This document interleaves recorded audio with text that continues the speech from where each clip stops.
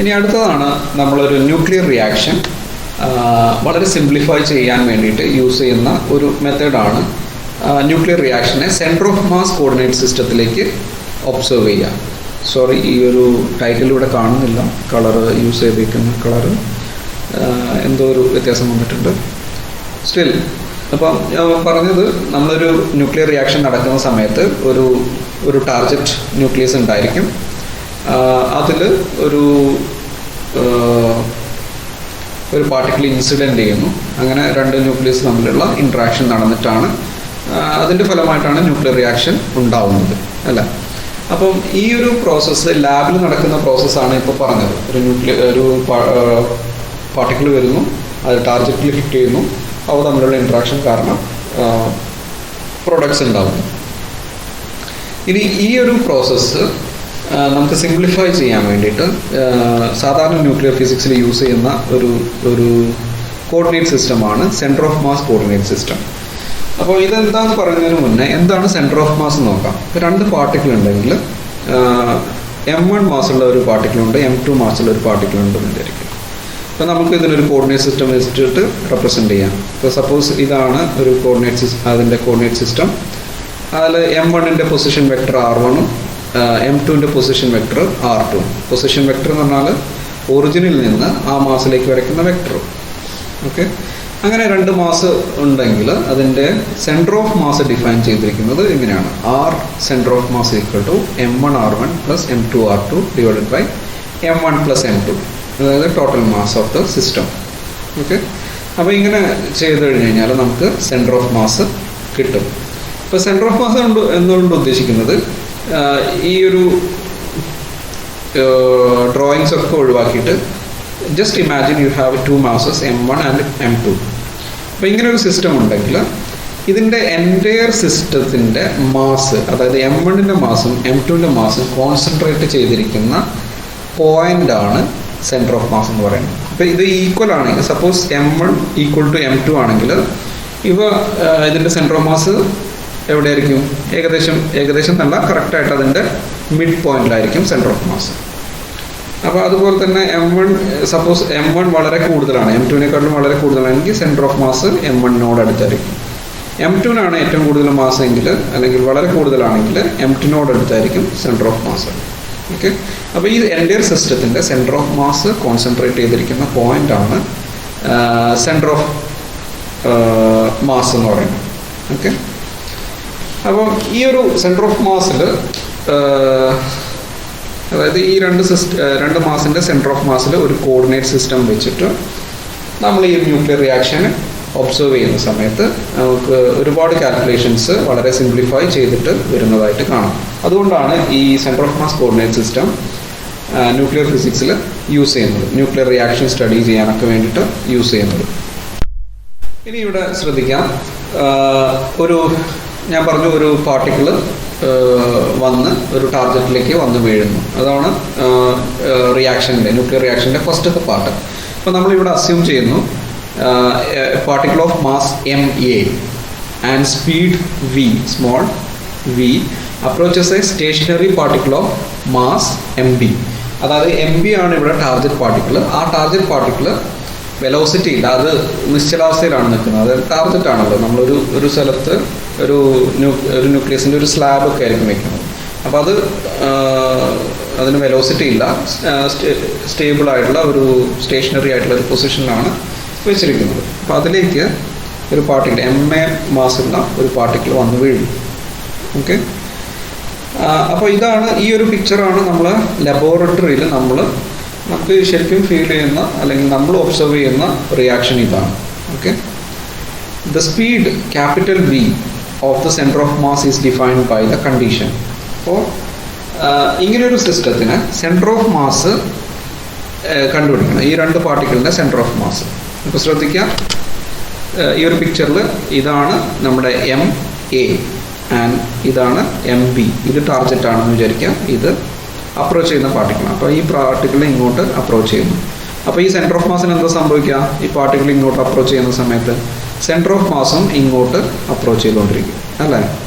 ഇപ്പോൾ first centre of mass ഇവിടെ ആണെങ്കിൽ ഈ പാർട്ടിക്കിൾ കുറച്ച് ഇങ്ങോട്ട് പോകുമ്പോൾ മൂവ് ചെയ്യുന്ന സമയത്ത് ഈ സെൻറ്റർ ഓഫ് മാസ് കുറച്ചുകൂടി മൂവ് ചെയ്യും. ഓക്കെ, അപ്പോൾ ഈ സെൻറ്റർ ഓഫ് മാസിനൊരു വെലോസിറ്റി ഉണ്ട്. ആ വെലോസിറ്റി എങ്ങനെ കാണാം? ആ വെലോസിറ്റി കാണണമെങ്കിൽ ഇതേ ഇക്വേഷൻ യൂസ് ചെയ്തിട്ട് ഇതിനെ ഡെറിവേറ്റീവ്, ടൈം ഡെറിവേറ്റീവ് എടുത്താൽ മതി. ഓക്കെ, ഇപ്പോൾ ശ്രദ്ധിക്കുക, m2ൻ്റെ വെലോസിറ്റി നമ്മൾ 0 ആയിട്ടാണ് എടുത്തിരിക്കുന്നത് അല്ലേ. അപ്പോൾ dr/dt എന്ന് എടുക്കുക. അപ്പോൾ m1 ടൈമിനനുസരിച്ച് മാറുന്നില്ല, റിലേറ്റിവിസ്റ്റിക് കറക്ഷൻസ് ഒന്നും നമ്മൾ ചെയ്യുന്നില്ല, അതുകൊണ്ട് m1 കോൺസ്റ്റൻ്റ് ആയിരിക്കുക, m2 കോൺസ്റ്റൻ്റ്. അപ്പോൾ ടൈം ഡെറിവേറ്റീവ് എടുക്കുന്ന സമയത്ത് ഇവിടെ സെൻറ്റർ ഓഫ് മാസിൻ്റെ വെലോസിറ്റി കിട്ടും, v ma ഇൻറ്റു dr1/dt. അതിന് v എന്ന് കൊടുക്കുക. അതാണ് എന്ത്, മാസ് m1ൻ്റെ വെലോസിറ്റി അല്ലേ. അപ്പോൾ ഇത് ഇങ്ങോട്ട് അപ്രോച്ച് ചെയ്യുന്ന വെലോസിറ്റിയാണ്. m2ൻ്റെ വെലോസിറ്റി 0 ആണ്, അപ്പോൾ ഈ ടേം 0 ആയിട്ട് പോകും. ബാക്കിയുള്ളത് m1 പ്ലസ് m2 പോകും. അപ്പോൾ അങ്ങനെയാണ് നമ്മൾ ഈ ഇക്വേഷൻ ഒന്നും കിട്ടിയില്ലെങ്കിലും നിങ്ങൾക്ക് ഈ ഇക്വേഷൻ വെച്ചിട്ട് തന്നെ വെലോസിറ്റി, സെൻറ്റർ ഓഫ് മാസിൻ്റെ വെലോസിറ്റി കാൽക്കുലേറ്റ് ചെയ്യാൻ പറ്റും. അപ്പോൾ സെൻറ്റർ ഓഫ് മാസിൻ്റെ വെലോസിറ്റി ഇവിടെ നമ്മൾ കാൽക്കുലേറ്റ് ചെയ്തിട്ടുണ്ട്. v mv/ma plus mb. Okay, ഇനി ഈ ഒരു പിക്ചറിൽ ഞാനിപ്പോൾ പറഞ്ഞ ഒരു ഐഡിയ ഇവിടെ കൊടുത്തിരിക്കുന്നുണ്ട്. ഫസ്റ്റ് കാണിച്ചിരിക്കുന്നത് എന്താണ്, motion in A laboratory coordinate system before collision. Okay, target വന്ന് വീഴുന്ന ആ സമയത്തുള്ള ലബോറട്ടറി പിക്ചറാണ്. അപ്പോൾ MA ഉണ്ട്, ഇതാണ് നമ്മുടെ ഇൻസിഡൻറ്റ് പാർട്ടിക്കിൾ, അത് v വെലോസിറ്റിയിൽ വരുന്നു. ഇവിടെ നമ്മളെ ടാർഗറ്റ് ഉണ്ട്, ടാർഗറ്റ് സ്റ്റേഷനറി ആണ്, അതിൻ്റെ വെലോസിറ്റി 0 ആണ്. അപ്പം ഇങ്ങനെയുള്ള ഒരു സിസ്റ്റത്തിൽ അതിൻ്റെ സെൻറ്റർ ഓഫ് മാസ് ഏകദേശം ഇവിടെയാണ് വരുന്നത്. നോർമലി ഇൻസിഡൻ്റ് ചെയ്യുന്ന പാർട്ടിക്കിളിൻ്റെ മാസ് കുറവായിരിക്കും, ടാർഗറ്റിൻ്റെ മാസ് ആയിരിക്കും കൂടുതൽ. അപ്പോൾ സെൻറ്റർ ഓഫ് മാസ് ഏകദേശം വലിയ മാസ് ഏതാണോ അതിനോട് അടുപ്പിച്ചായിരിക്കും. ഇതിൻ്റെ സെൻറ്റർ ഓഫ്, അപ്പോൾ ഇതിങ്ങോട്ട് മൂവ് ചെയ്യുന്ന സമയത്ത് ഈ സെൻറ്റർ ഓഫ് മാസ് ഇങ്ങോട്ട് മൂവ് ചെയ്യും. അതിൻ്റെ വെലോസിറ്റി എന്ന് പറയുന്നത് ma ഇൻറ്റു v എന്ന് പറഞ്ഞാൽ ഇൻസിഡൻറ്റ് പാർട്ടിക്കിളിൻ്റെ velocity divide by ma plus mb. Okay, ഇതേ പിക്ചർ നമ്മൾ സെൻറ്റർ ഓഫ് മാസ് കോർഡിനേറ്റ് സിസ്റ്റത്തിൽ എടുക്കുക. അതായത് ഈ ഒരു പോയിന്റ്, സെൻറ്റർ ഓഫ് മാസ് എന്നുള്ള പോയിന്റിൽ നമ്മളൊരു കോർഡിനേറ്റ് സിസ്റ്റം എടുക്കുകയാണെങ്കിൽ എങ്ങനെയായിരിക്കും പിക്ചർ ഒന്ന് ആലോചിച്ച് നോക്കണം. എങ്ങനെയാണ്? So the second picture is the motion in the centre of mass coordinate system before collision. അപ്പം ഞാൻ ഇവിടെയാണ് ഞാനിരിക്കുന്നത്. ഈ ഒരു പിക്ചറിൽ ഞാൻ സെൻറ്റർ ഓഫ് മാസിൻ്റെ മേലെയാണ് ഇരിക്കുന്നത്. എന്നിട്ട് ഞാൻ ഒബ്സർവ് ചെയ്യുകയാണ് എന്താണ് സംഭവിക്കുന്നത്. അപ്പോൾ അങ്ങനെ ഒരു ഒബ്സർവേഷൻ നടത്തുന്ന സമയത്ത് നമുക്ക് മനസ്സിലാവും എന്താണ്, രണ്ട് പാർട്ടിക്കിളും സെൻറ്റർ ഓഫ് മാസിലേക്ക് അടുത്തുകൊണ്ടിരിക്കുകയാണ് അല്ലേ. ഞാനിപ്പോഴും സെൻറ്റർ ഓഫ് മാസിലാണ് ഇരിക്കുന്നത്. അപ്പോൾ ഈ പാർട്ടിക്കിൾ ഇങ്ങോട്ട്, ലബോറട്ടറി ഫ്രെയിമിൽ ഈ പാർട്ടിക്കിൾ ഇങ്ങോട്ട് വരിക എന്ന് പറയുമ്പോൾ ഈ സെൻറ്റർ ഓഫ് മാസ് ഇങ്ങോട്ട് മൂവ് ചെയ്യുന്നുണ്ട്, റൈറ്റിലേക്ക് മൂവ് ചെയ്യുന്നുണ്ട് അല്ലേ. ഇപ്പോൾ റൈറ്റിലേക്ക് മൂവ് ചെയ്യുക എന്ന് പറഞ്ഞാൽ ഇത് സെൻറ്റർ ഓഫ് മാസിലേക്ക് വരുന്നതിന് തുല്യമാണ്. With a velocity, centre of മാസിൻ്റെ വെലോസിറ്റിയിലായിരിക്കും ഈ പാർട്ടിക്കിൾ ഇങ്ങോട്ട് മൂവ് ചെയ്യുന്നത്, -v അല്ലേ. അപ്പോൾ ഈ പാർട്ടിക്കിൾ ഇങ്ങോട്ട് വരിക എന്ന് പറഞ്ഞാൽ സെൻറ്റർ ഓഫ് മാസിലേക്കാണ് വന്നുകൊണ്ടിരിക്കുന്നത്. പക്ഷേ സെൻറ്റർ ഓഫ് മാസ് റൈറ്റിലേക്ക് പോയിക്കൊണ്ടിരിക്കുകയാണ് വിത്ത് എ വെലോസിറ്റി v. അതുകൊണ്ട് ഈ ഇൻസിഡൻ്റ് ചെയ്യുന്ന പാർട്ടിക്കിളിൻ്റെ velocity v minus capital V ആയിരിക്കും. ഓക്കെ, അപ്പോൾ സെൻറ്റർ ഓഫ് മാസ് ഫ്രെയിമിൽ വെച്ചിട്ട് നോക്കുന്ന സെൻറ്റർ ഓഫ് മാസ് ഫ്രെയിം എന്ന് പറയുമ്പോൾ ഞാൻ ഒന്നുകൂടി പറഞ്ഞ ഈ സെൻറ്റർ ഓഫ് മാസിൽ ആണ് ഞാൻ ഇരിക്കുന്നത്. ഇരുന്നിട്ട് ടാർഗറ്റ് പാർട്ടിക്കിളിനെ അതുപോലെ തന്നെ ഇൻസിഡൻറ്റ് പാർട്ടിക്കിളിനെ ഒബ്സർവ് ചെയ്യുക, എങ്ങനെയാണത് മൂവ് ചെയ്യുന്നത്. ഓക്കെ, അങ്ങനെ മൂവ് ചെയ്യുന്ന സമയത്ത് രണ്ട് പാർട്ടിക്കിളും, ടാർഗറ്റും ഇൻസിഡൻറ്റ് പാർട്ടിക്കിളും സെൻറ്റർ ഓഫ് മാസിലേക്ക് വന്നുകൊണ്ടിരിക്കുകയാണെന്ന് മനസ്സിലാവും. ഇനി കൊളീഷൻ നടക്കുന്നത് എപ്പോഴാണ്? ഈ രണ്ട് പാർട്ടിക്കിളും വന്ന് സെൻറ്റർ ഓഫ് മാസിലേക്ക് കോയിൻസൈഡ് ചെയ്യുന്ന സമയത്താണ് കൊളീഷൻ നടക്കുന്നത്. ഓക്കെ, നൗ ലാസ്റ്റ് ഒരു പിക്ചർ കൊടുത്തിട്ടുണ്ട്. It's a completely inelastic collision as seen in laboratory and the centre of mass coordinate system. അപ്പോൾ ലബോറട്ടറി ഫ്രെയിമിൽ ഇൻസിഡൻറ്റ് പാർട്ടിക്കിൾ വന്നു, ടാർഗറ്റിലേക്ക് ഹിറ്റ് ചെയ്തിട്ട് ഒരു കോമ്പൗണ്ട് ന്യൂക്ലിയസ് ഉണ്ടായി. ഇൻഇലാസ്റ്റിക് കൊളീഷൻ എന്ന് പറയാൻ കാര്യം ഇത് ഇങ്ങനെ ഹിറ്റ് ചെയ്തിട്ട് പിന്നെ ഡിഫ്ലക്റ്റ് ചെയ്തിട്ട് പോകുന്നില്ല, അതൊരു കോമ്പൗണ്ട് ന്യൂക്ലിയസ് ആയിട്ട് മാറുന്നു. അതുകൊണ്ടാണ് ഇൻഇലാസ്റ്റിക് കൊളീഷൻ എന്ന് പറയാൻ കാര്യം. ഈ സെൻറ്റർ ഓഫ് മാസിൽ വരുന്ന വെച്ച് നോക്കുകയാണെങ്കിൽ എന്താണ്, രണ്ട് പാർട്ടിക്കിൾ ക്ലോസ് ആയിട്ട് വന്നു, അതൊരു കോമ്പൗണ്ട് ന്യൂക്ലിയസ് ഫോം ചെയ്തു. ഇവിടെയും ഒരു ഇൻലാസ്റ്റിക് കൊളീഷൻ്റെ ടൈപ്പിലുള്ള ഒരു പിക്ചറാണ് നമുക്ക് കിട്ടുന്നത്. ഇനി ഇവിടെ ഞാൻ പറഞ്ഞു സെൻറ്റർ ഓഫ് മാസിൻ്റെ വെലോസിറ്റി എങ്ങനെ കാൽക്കുലേറ്റ് ചെയ്യുന്നത്. അപ്പം MA divided by MA plus MB into V ആണ് സെൻറ്റർ ഓഫ് മാസിൻ്റെ വെലോസിറ്റി. ഇനി kinetic energy in laboratory system, the total kinetic energy of incident പാർട്ടിക്കിളിൻ്റെ ടോട്ടൽ കൈനറ്റിക് എനർജിയാണ്. ഇൻസിഡൻറ്റ് പാർട്ടിക്കിളിൻ്റെ വെലോസിറ്റി V ആയിരുന്നു, അതിൻ്റെ മാസ് MA ആണ്. അങ്ങനെയാണെങ്കിൽ ലാബ് ഫ്രെയിമിൽ നമ്മൾ ഒബ്സർവ് ചെയ്യുന്ന ലാബ് ഫ്രെയിമിൽ അതിൻ്റെ കൈനറ്റിക് എനർജി എന്ന് പറയുന്നത് 12 MA ആയിരിക്കും. ഇനി സെൻറ്റർ ഓഫ് മാസ് സിസ്റ്റത്തിൽ, സെൻറ്റർ ഓഫ് മാസ് കോർഡിനേറ്റ് സിസ്റ്റത്തിൽ കൈനറ്റിക് എനർജി എങ്ങനെ കാൽക്കുലേറ്റ് ചെയ്യാൻ നോക്കാം. അപ്പോൾ both particles are moving in the centre of mass coordinate system അല്ലേ. സെൻറ്റർ ഓഫ് മാസ് കോർഡിനേറ്റ് സിസ്റ്റത്തിൽ ഇൻസിഡൻറ്റ് പാർട്ടിക്കിളും ടാർഗറ്റ് പാർട്ടിക്കിളും സെൻറ്റർ ഓഫ് മാസിലേക്ക് വരുന്നതായിട്ടാണ് ഫീൽ ചെയ്യുന്നത് അല്ല. അപ്പോൾ അതിന് രണ്ടിനും വെലോസിറ്റി ഉണ്ട്. രണ്ടിനും വെലോസിറ്റി ഉണ്ടാകുമ്പോൾ രണ്ടിനും കൈനറ്റിക് എനർജി ഉണ്ട്. നമുക്കറിയാം, നേരത്തെ പിക്ചറിൽ കാണിച്ചിട്ടുണ്ടായിരുന്നു എന്താണ്, ഇൻസിഡൻറ്റ് പാർട്ടിക്കിൾ വരുന്നത് V മൈനസ് ക്യാപിറ്റൽ V വെലോസിറ്റിയിലാണ്. അതുപോലെ ടാർജറ്റ് വരുന്നത് -V വെലോസിറ്റിയാണ്. -V എന്ന് പറയാൻ കാര്യം അത് ലെഫ്റ്റിലോട്ടാണ് മൂവ് ചെയ്യുന്നത്. ഓക്കെ, അങ്ങനെ വരുന്ന സമയത്ത് രണ്ടിൻ്റെ കൈനറ്റിക് എനർജി ആഡ് ചെയ്യണം.